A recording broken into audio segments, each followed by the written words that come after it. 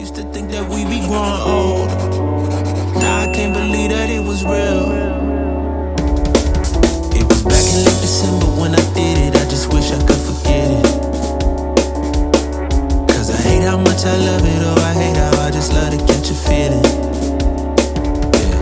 And you told me that you understood depravity, but now I know you didn't. I guess it's better just to live it and forget it than to live it and remember. Hey, what's going on, everyone? My name is Juan, Carlito, Mendoza, and welcome back to another drum lesson. So our main goal for today is to learn how to play odd groupings as drum fills. And we're gonna start with the most basic odd groupings, which would be threes. All right, so for our first fragment, we're gonna have right, left, left. All this is on the snare drum. Right hand's going to be accented. Left hands are all ghost noted, so make sure they're quiet. Let's hear how this sounds.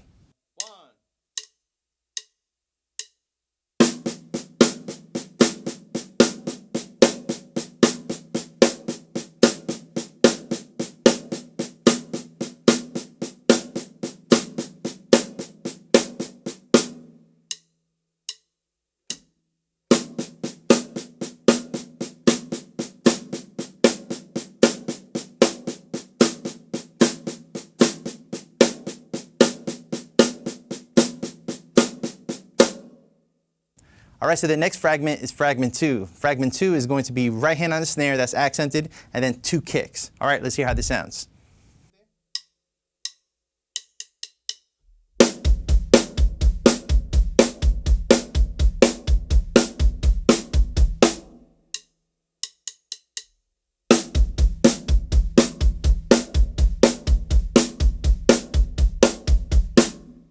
Let's move on to fragment three. Fragment three is just a right hand on the snare that's accented, kick, left hand on the snare, accented. Let's check it out. 1, 2, 3.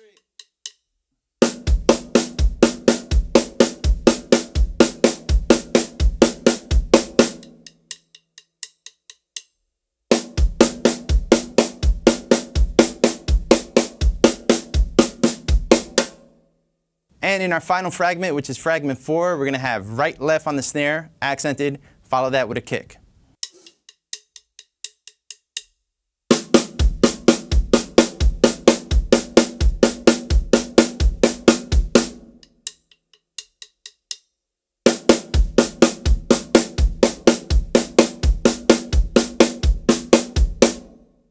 One thing I want you to be aware of is that I wrote it in 3/16. And the reason why I wrote it in 3/16 is that all the fills that we're going to play are actually 16th note bass. So you can't feel it as a triplet, you have to feel it like a 16th note.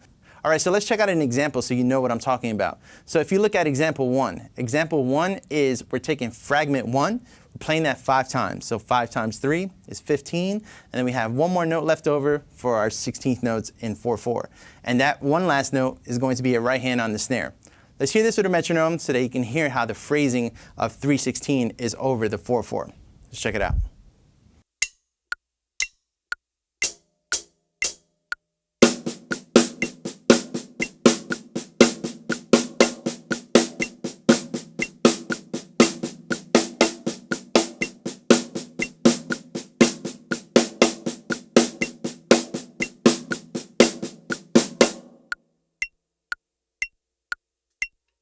All right, so now let's look at example 2. Example 2 is essentially the same formula, except that we're changing the fragment. So now we're playing fragment 2 5 times, and then we have that one note that's left over, and that would be our right hand on the snare. Let's hear how this sounds.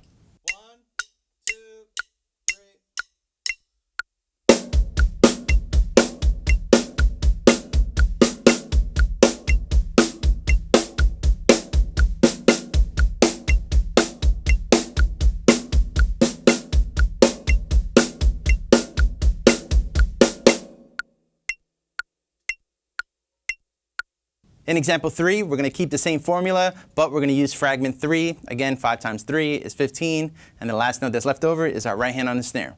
Let's check it out.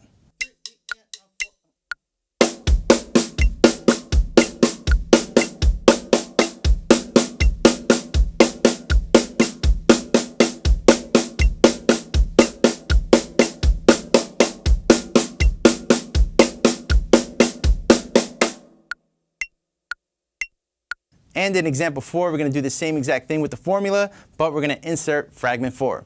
Let's hear how this sounds.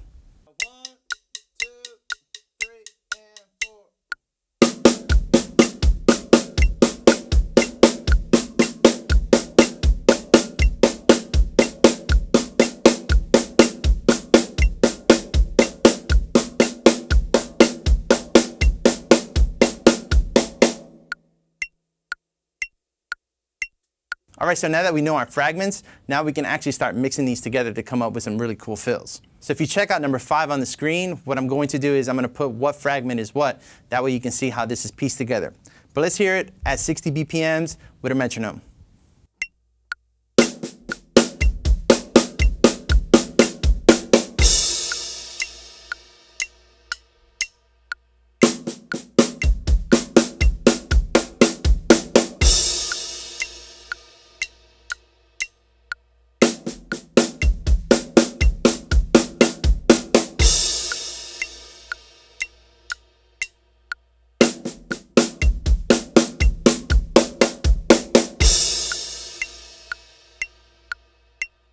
In example 6, we're going to mix up the fragments again, which will be this formula. And now we're going to play this again at 60 BPMs, and let's hear how this sounds.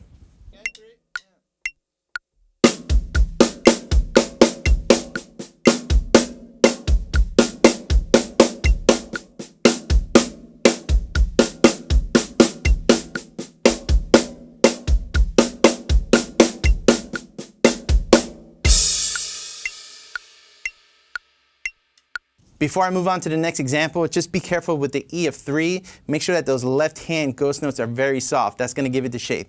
All right, let's move on to number 7. In example 7, again, we're going to mix it up, and here's a formula. And now let's hear it at 60 BPMs.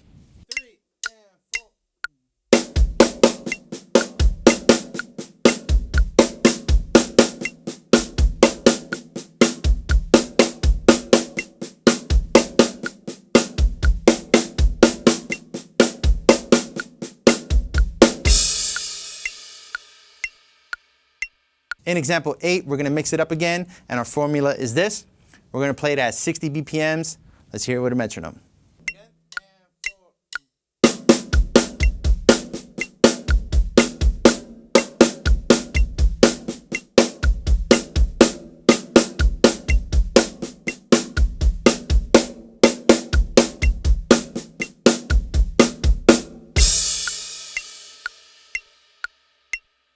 All right, so that first half was to show you how you can mix up these formulas to come up with your own fills.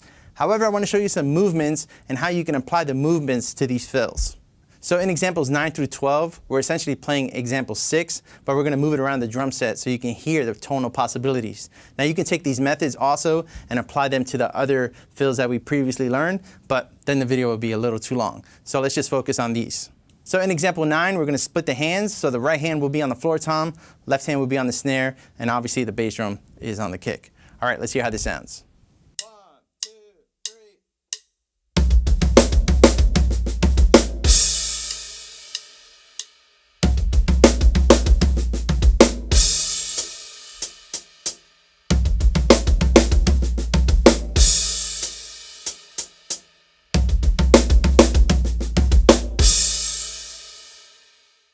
All right, so in example 10, what's going to happen is we're going to start moving counterclockwise. And we're only going to move the right hand counterclockwise. So we're going to start from the floor tom, high tom, snare, back to the floor tom.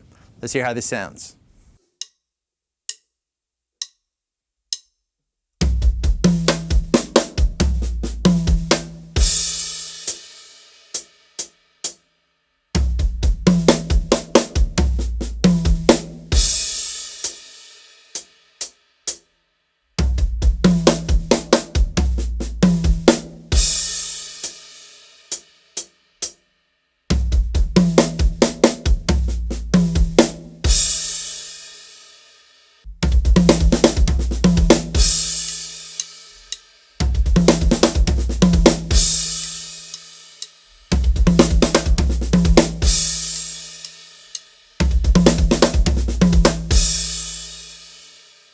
In example 11, now we're going to move around the right hand and the left hand. Let's hear how this sounds.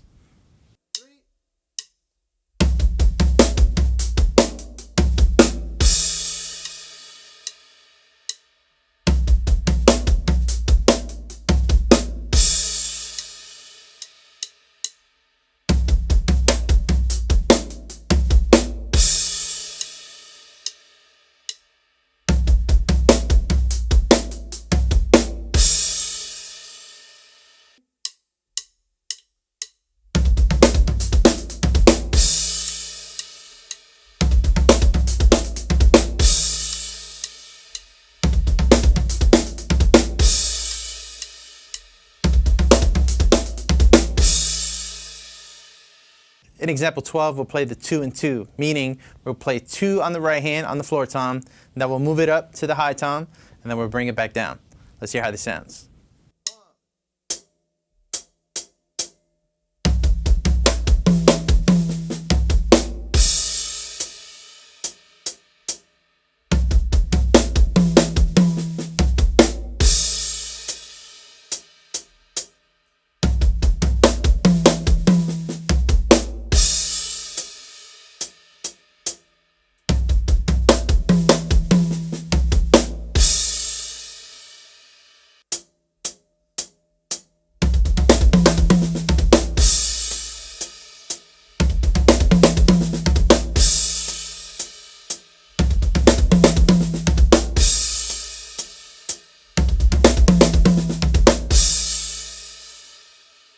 All right, so now let's hear examples 9, 10, 11, and 12 in a musical context.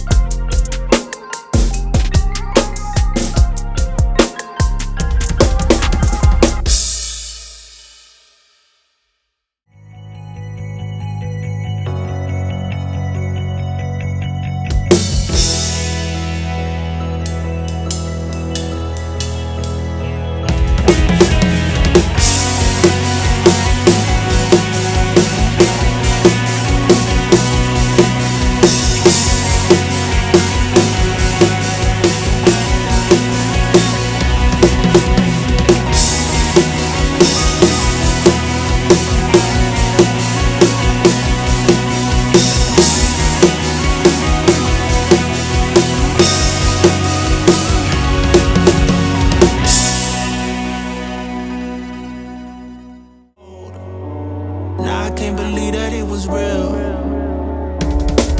It was back in late December when I did it. I just wish I could forget it. Cause I hate how much I love it. Oh, I hate how I just love to catch a feeling. Yeah. And you told me that you understood the gravity, but now I know you didn't. I guess it's better just to live it and forget it than to live it and remember.